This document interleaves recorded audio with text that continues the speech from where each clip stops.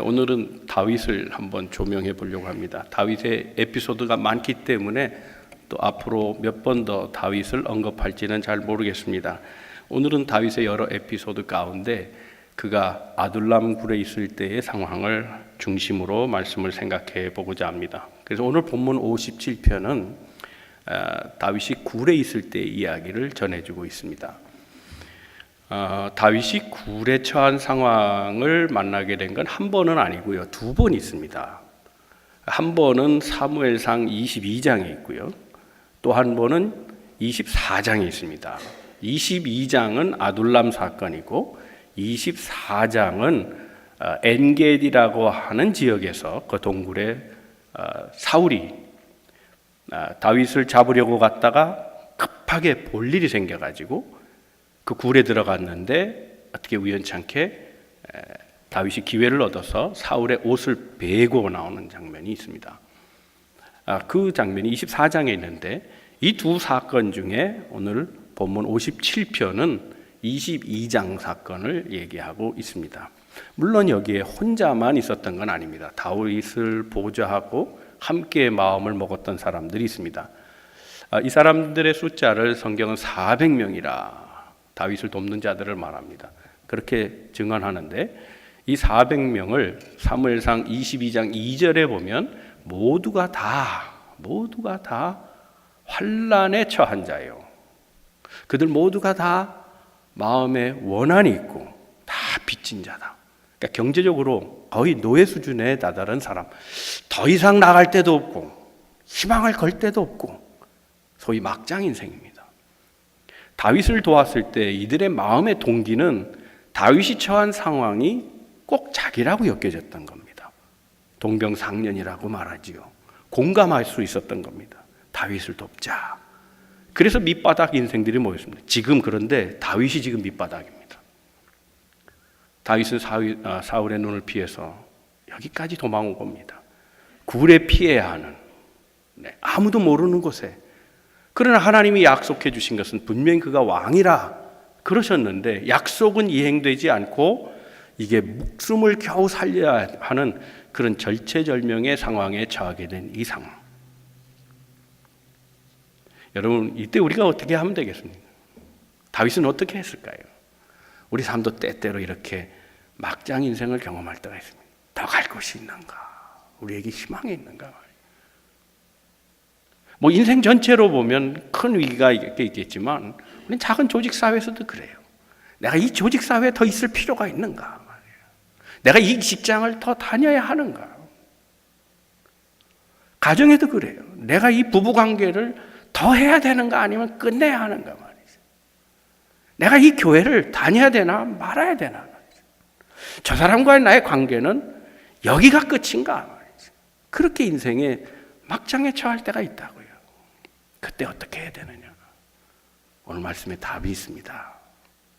막장, 그 아들람 굴 그 끝에서 다윗은 하나님을 만나고 거기 깜깜한 굴에서 열린 하늘을 보았습니다. 하나님의 도움으로 그 인생은 다시 재충전되어서 새 삶을 살게 됩니다.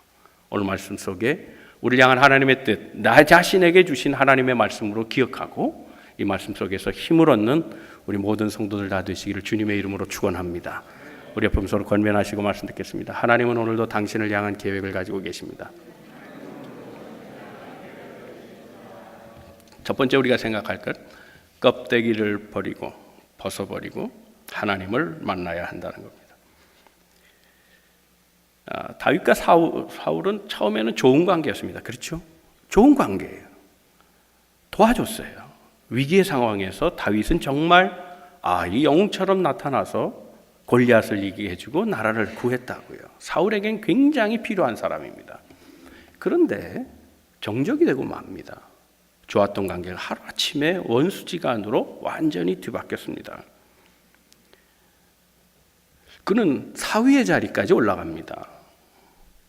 그 골리앗을 이긴 대가로 사울의 딸하고 결혼하게 돼서 이미 거의 가족과 같은 상황이 되었음에도 불구하고 사울은 다윗을 두려운 존재로 여기고 쫓아냅니다. 내가 가진 것을 다 빼앗을 자다, 이런 생각을 합니다. 안 되겠다, 더 빼앗기기 전에 죽여야 한다. 그래서 여러 가지 방법으로 그를 위험에 처하게 합니다. 그를 도와준 사람이 있었습니다. 조나단입니다. 사울의 아들이잖아요. 네, 다윗의 절친입니다. 원래 이름은 여호나탄입니다. 우리가 잘 아는 세례 요한, 세례 요한은 여호나탄을 바꾼 말입니다. 존이라는 말을. 그만큼 이 요나단이라는 이름은 굉장히 중요한 가치를 갖고 있습니다. 요나단이 도와줬습니다. 그러나 한계가 있습니다. 더 이상 그를 보호해 줄 수 없어서 도망가라 말합니다. 도망간 곳이 노비라는 땅입니다. 노비 땅에 가서 정말 해서는 안 될 일 구걸을 합니다. 먹을 것이 없어서 그를 따르는 400명 군사들과 쫄쫄 굶게 생기게 됐을 때 성전을 찾아갔는데 성전에는 일반적인 떡이 없었고 하나님께만 드리는 제사장들만 취급하는 떡이 있었습니다. 법으로 금기된 겁니다. 그걸 달라고 요청합니다. 도와줍니다. 조건이 있는데 내 병사들이 여자 관계만 괜찮으면 먹을 수 있다. 그걸 물으니 여자 관계가 없다. 그러냐? 그러면 먹어라. 그리고 아히멜렉이 도와줍니다. 물론 아히멜렉은 이거 한 번 도와주고 나서 큰 타격을 입습니다. 에돔 사람이 그를 칩니다. 사울의 쫓김을 받는 자라, 그를 도와줬다 하는 이유로 사울에게 두려움을 느꼈던 에돔 사람이 아히멜렉을 비롯해서 그의 자식 다 죽이고 아비나달만 하나만 삽니다. 다윗 한 번 떡 잘못 먹이고 완전히 패가 망신했습니다. 이런 상황이 지금 처하는 겁니다. 얼마나 공경스러운 상황인지. 더 나아가서 아히멜렉을 떠나서 들어가는 곳이 블레셋 땅입니다. 원수의 땅이라는 겁니다. 원수의 땅. 정말 가고 싶지 않았던 땅입니다. 원하는 지역이 아닙니다. 그건 갈 수 없는 땅입니다. 그런데 원수의 땅에서 살다가 들키는 바람에 미친 짓을 합니다. 미친 것처럼. 그래야 안 죽이니까. 거기에 가드왕 가디스 앞에 미친 척하면서 겨우 목숨을 연명한 정말 비참한 인생이 되고 말았습니다. 유사한 일이 있죠. 한국에도 있고 삼국지에도 있어요. 누가 미친 척하고 살았습니까? 유비가 그랬잖아요. 유비가. 살려면 할 수 없어요. 미친 척이라도 해야 사는 거예요. 다윗이 지금 그런 상황에 처하게 됐다는 겁니다. 이때 막장이 됐을 때, 쫓기고 쫓겨서 더 이상 갈 곳이 없다고 생각했을 때 마지막 장소로 선택한 게 바로 아둘람 굴입니다. 굴이라는 곳입니다. 굴. 숨은 곳이라는 거죠. 피하고 싶은 곳이 되었다는 겁니다. 굴은 사람이 사는 데가 아닙니다. 그건 동물이나 재난 때나 꼭 피할까? 그건 사람 사는 곳이 아닙니다. 그러니까 다윗은 사람이기 포기한 겁니다. 우리 멕시코 선교를 다녀왔습니다만 멕시코 선교 때 혹시 필요할까 그래서 몇 개 단어를 좀 외워갔어요. 몇 개 단어가 있는데 하나도 쓰고 오지 못했어요. 선교사님이 또 워낙 스페니쉬를 잘해가지고 그저 제가 하는 말은 제일 많이 쓴 말이 디오스 데 벤디가, 하나님이 축복하십니다. 뭐 그 말만 그것만 줄창하다가 왔어요. 써먹지 못한 단어가 하나 있는데 소르벤도 바한도라는 겁니다. 올라갑니다, 내려갑니다. 한국의 엘리베이터 걸들이 그러죠. 올라갑니다, 내려갑니다 그러잖아요. 그죠? 쓸데없이. 그 말 정말 쓸데없이 그 단어만 외워가서 올라간다. 스루벤도, 바한도, 스루벤도, 바한도 쓸 이유도 없고요. 그런데 정말 인생이 그런 것 같아요. 스루벤도가 있어요. 올라갈 때가 있어요. 바한도가 있어요. 그렇잖아요. 건강도 스루벤도가 있고요. 바한도도 있어요. 여러분 위내시경 검사하면 안전합니까? 장내시경 한번 하면 마음 놓을 수 있습니까? 폐 사진 한번 찍으면 내가 병이 없는 겁니까? 아무도 몰라요. 그 의사도 몰라요. 그렇지 않아요. 그러니까 의사도 졸지에 죽잖아요. 아무도 모르는 거예요. 그거 몇 개 찍어봤다고 내 몸이 얼만큼 더 오래 살지 알 수 있는 사람 아무도 없어요. 술밴도가 있어요. 그냥 아무 일 없으면 술밴도지 뭐.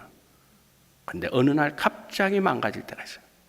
사업도 그래요. 잘 되는 것처럼 보이는데 어느 한순간 반도가 있어요. 관계도 그래요. 잘 될 때가 있는 것 같은데 술밴도 할 때도 있지만 반도 할 때가 있다는 거예요. 안 될 때가 꼭 온다는 거예요. 지금 다윗은 반도예요. 인생의 마지막. 그런데 이 마지막 끝에 왔다. 이거를 우리는 바닥을 쳤다 말해요.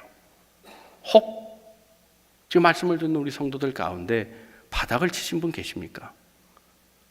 여러분들을 축복합니다. 바닥 쳤으면 된 거예요. 바닥인데 앞으로 올라올 거 아니겠어요? 여러분 축복합니다. 고생하신 거예요. 고생 많이 하셨어요. 이제는 올라갈 길만 있는 거예요. 그런데 제일 무서운 것이 언제입니까? 끝을 모르고 떨어질 때예요. 성경은 그것을 무저갱이라고 말해요. 무저갱 뜻이 뭔지 아시죠? 바닥이 없는 갱도예요. 끝을 모르고 계속 떨어지는 곳이 지옥이에요. 그게 무저갱이라고. 그게 무서운 거예요. 이만큼 떨어졌다고 생각하는데 또 공포 속에 이미 죽는 거예요. 요즘 그래서 바닥을 쳤다 그러니까 지하실이 또 있다며?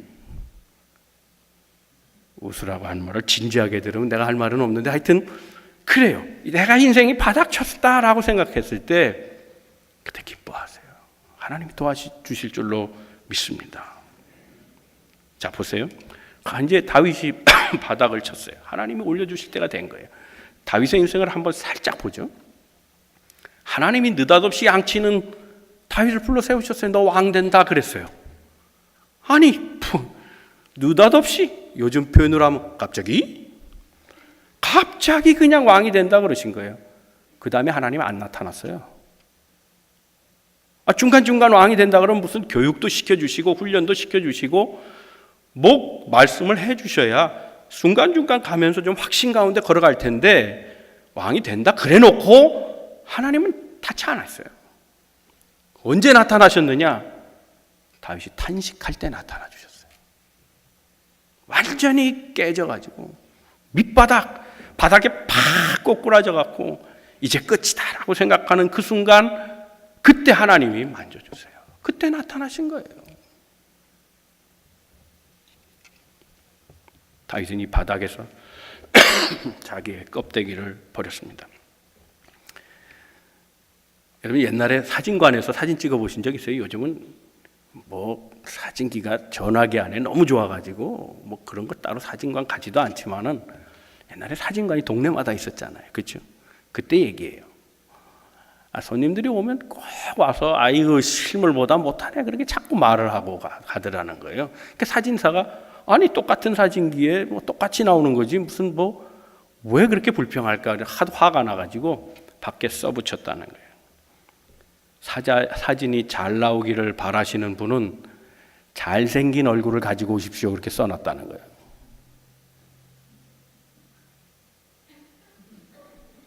안 웃으셔도 돼요. 그냥 뭐 웃으라고 하는 소리는 아니고 한번 생각하자는 거예요.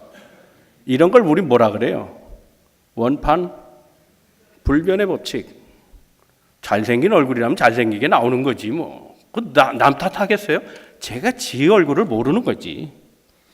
자기를 모른다면, 자기 분수를 모른다면, 껍데기가 자기인 줄 알고 살아간다면 하나님이 안 찾아오신다는 거예요. 그 바닥 친 곳에서 자기 껍데기를 벗을 때 하나님이 그때 우리를 만져주신다는 거예요. 내 한계와 내 무력함을 고백할 때 하나님이 도움의 손길을 주신다는 사실을 기억해야 돼요.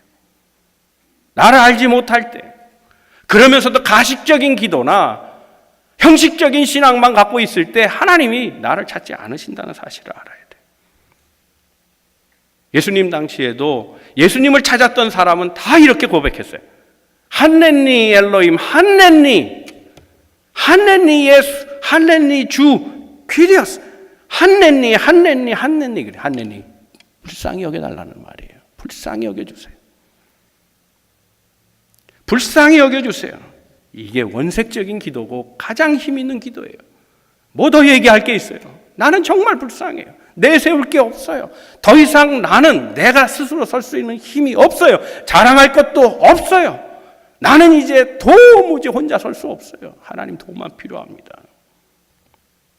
하나님은 온전히 내려놓는 이런 기도를 원하고 계세요. 오늘 본문의 말씀 1절을 한번 같이 보죠. 1절입니다. 이게 한넨니 엘로힘 한넨니예요. 다 같이 읽겠습니다. 시작. 하나님이여 내게 은혜를 베푸소서. 내게 은혜를 베푸소서. 내 영혼이 주께로 피하되 주의 날개 그늘 아래에서 이 재앙들이 지나기까지 피하리다. 우리가 기도할 때 그러잖아요.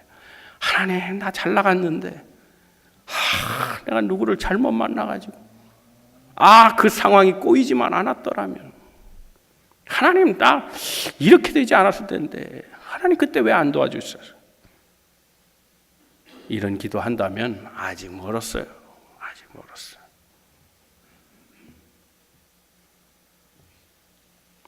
정말 내가 깨졌다고 고백하는 순간 하나님 나 다 깨졌어요.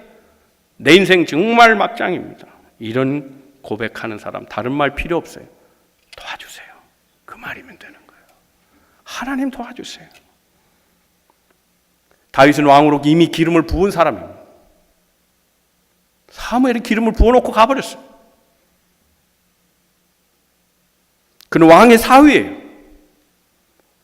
사람들이 말해요. 다윗은 만만이라 그랬어요. 현재 왕위는 사울은 천천밖에 안 돼요. 근데 이게 껍데기란 말이에요. 그게 그의 진짜 모습이 아니에요.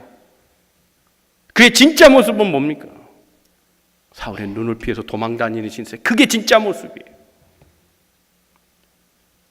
지금은 아무것도 할 수 없어서 사울의 눈을 피해 굴 속에 처박혀 있는 그 자신의 모습, 그게 그의 진짜였다고요. 도망치는 와중에도 그저 해서는 안 될 구걸이나 하고 아히멜렉에게 떡이나 좀 주세요.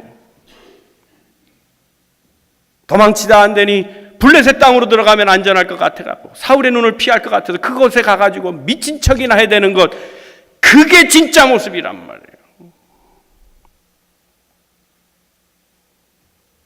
이걸 다 내려놨어요. 다 내려놨어요. 그리고 은혜를 주소서. 한넨니 엘로힘 한넨니. 하나님 은혜 주세요. 내가 이게 무슨 꼴입니까? 하나님 도움 없이는 살 수 없습니다.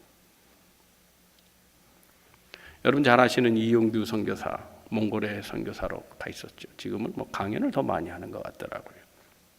그분이 지은 책 중에 여러 가지 있죠. 그 중에 하나 내려놓음이라는 책이 있어요. 그게 아마 제일 많이 팔린 것 같은데 이미 다 읽어보셨을 거예요. 그죠? 그 내려놓음 책에 그런 얘기 있어요. 지렁이도 밟으면 꿈틀거린다를 인용해요. 기억나세요?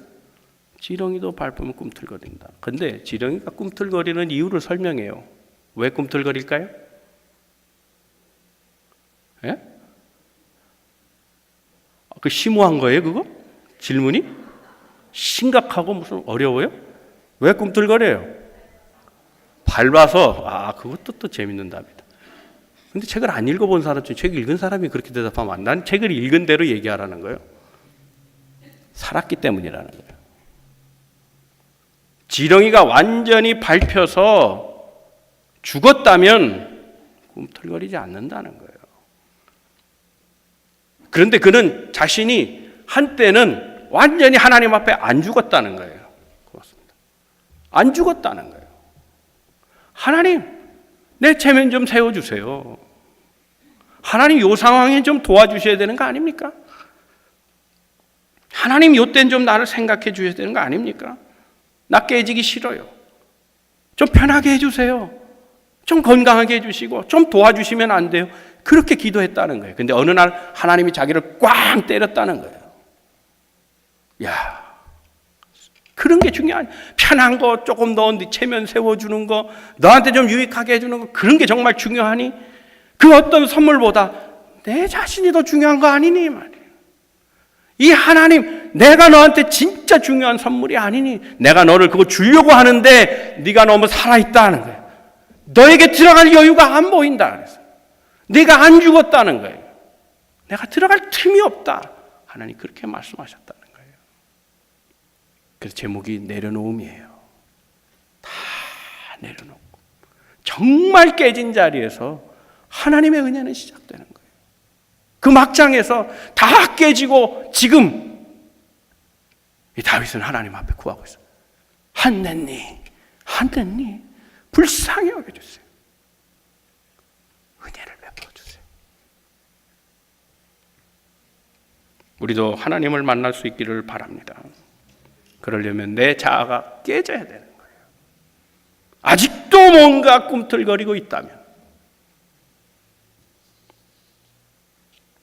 겸손하게 낮아지면 하나님이 도와주세요. 동굴, 그건 실패자가 들어가는 곳이에요. 그러나 승리하고 나올 수 있어요. 그게 동굴이에요. 인생의 막장을 경험하고 막다른 골목에서 더 이상 나아갈 수 없다고 생각할 때, 그때 내 마음속에 나는 실패자구나, 내가 할 수 있는 일은 없구나라고 생각할 때 기도하세요. 그 아픔의 현장, 고난의 현장, 무기력한 삶의 자리에서 하나님을 구하시고 주의 은혜로 서세요. 바로 그것은 이제 승리의 현장이 되고 하나님의 도우심을 받는 것이 되고 은혜의 장소가 될 줄로 믿습니다. 인생의 어려울 때 기도하고 이겨내는 우리 성도들 다 되시기를 주님의 이름으로 축원합니다. 두 번째 생각할 것은 막장에서도 하나님을 보인다는 겁니다. 출애굽기 25장을 보면요, 그 25장에 성막에 대한 규정들을 설명해 놓고 있어요. 그 중에 증거궤를 만드는 방법을 얘기하는데, 그 증거궤 안은 그 말씀이라고 하는 언약이 있고, 그 다음에 그것을 뚜껑을 덮어서 가리우는데 그걸 속죄판이라 그래요. 그걸 속죄소라 그래요. 뚜껑이 속죄소예요. 그리고 그것을 지키고 있는 그룹이 있다 그랬어요. 그룹, 양날개, 천사들이 날개를 펴갖고 양쪽에 이렇게 그룹이 돼 있다 그래요. 근데 여러분 조심하셔야 돼요. 이게 그룹이요, 영어가 아니에요. 어떤 분들은 이게 영어로 생각하시는 분들이 있어요. 그룹이라 그러니까. 그 영어 아니에요. 케루빔이라는 거예요. 게루빔, 케루빔. 케루빔은 케룹이라는 말의 복수형이에요. 두 개가 있으니까 그냥 복수잖아요.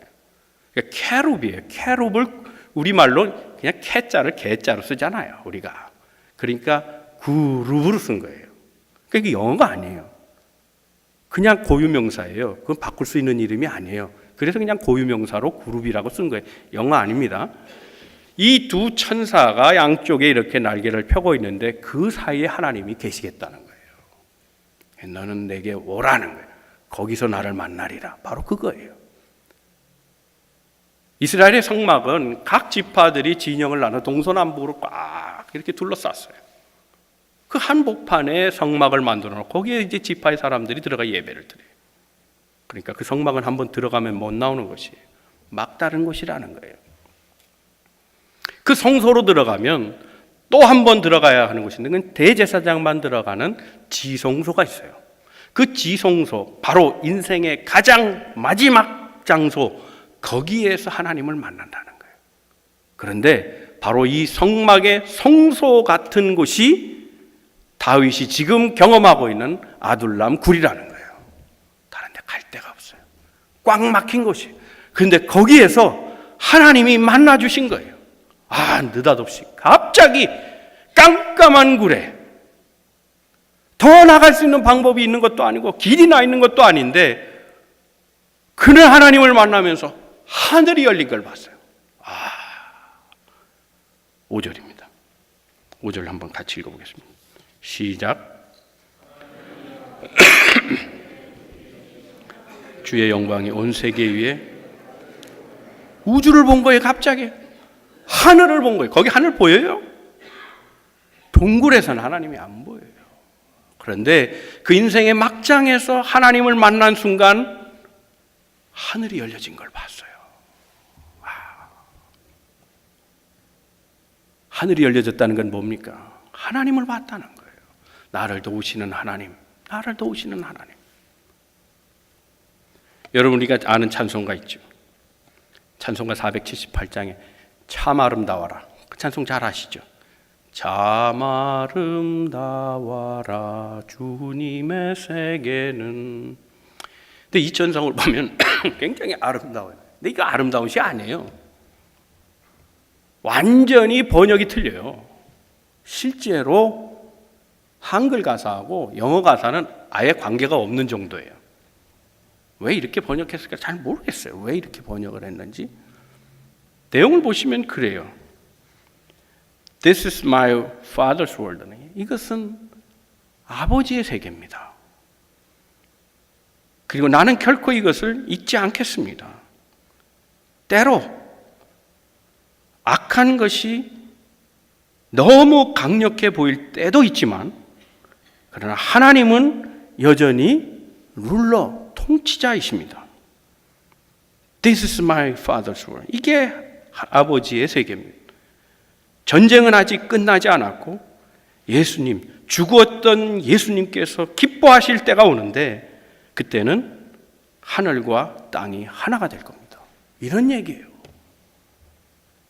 군가예요, 군가. 참말은 저 맑은 새소리 이거 아니에요.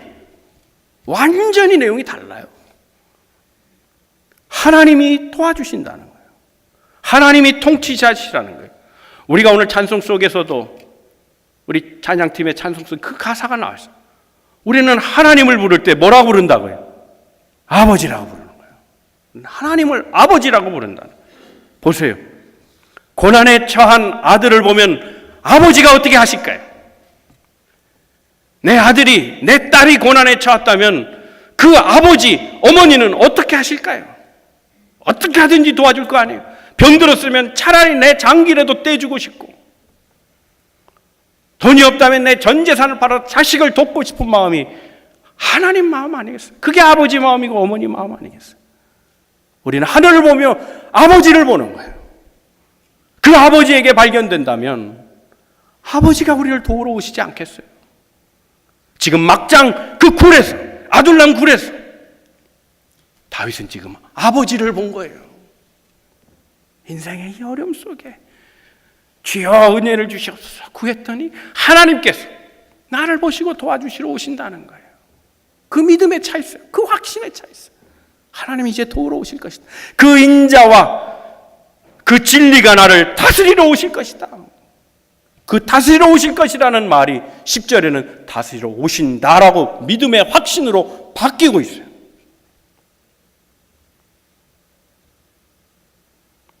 생각해보면 사도 요한도 그 하나님을 만났잖아요. 밤모섬, 성지순례 이제 우리가 유럽을 가게 된다면 밤모섬은 꼭 들리겠죠. 그 밤모섬이 어떤 데입니까? 유배지입니다. 사방이 다 막혔습니다. 갈 곳이 없습니다. 섬입니다. 바로 그 갇힌 곳에서 요한은 뭘 봤습니까? 신천지를 본 거예요. 신천지라고 그러니까 제가 신천지 목사 같은데 새 하늘과 새 땅을 봤어요. 그 갇힌 곳에서. 내일이라는 희망이 있습니까? 언제 나갈 줄 압니까? 모릅니다. 거기서 죽어야 합니다.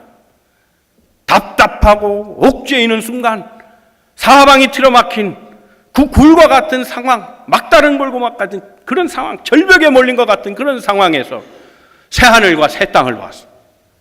다윗도 요한도 그 막장에서 하나님을 본 거예요. 그래서 그는 2절에 이렇게 얘기합니다. 하나님의 영광이 나타나도록 기도하며 이렇게 말합니다. 2절입니다. 시편 57편 2절 시작. 내가 지존하신 하나님께 부르짖으며 곧 나를 위하여 모든 것을 이루시는 하나님께로다. 8절 보겠습니다. 내 영광아 깰지어다. 비파야 수구마 깰지어다. 내가 새벽을, 무슨 얘기입니까? 2절에 부르짖음이라 그래요. 기도예요. 8절에 깨우리라 뭡니까? 기도하겠다는 거예요. 어두움을 끝낼 수 있는 건 기도예요. 우리가 얼마나 하나님 앞에 부르짖어 본 적이 있어요?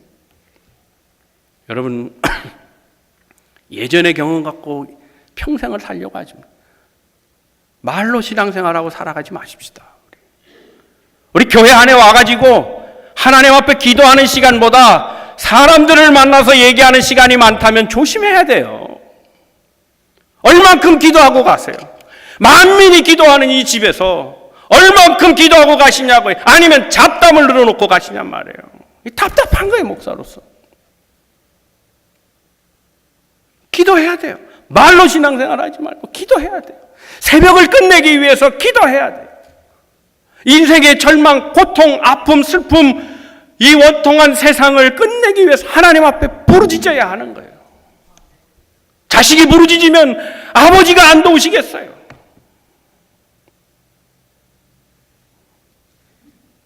하나님 앞에 서서 나를 도와주세요.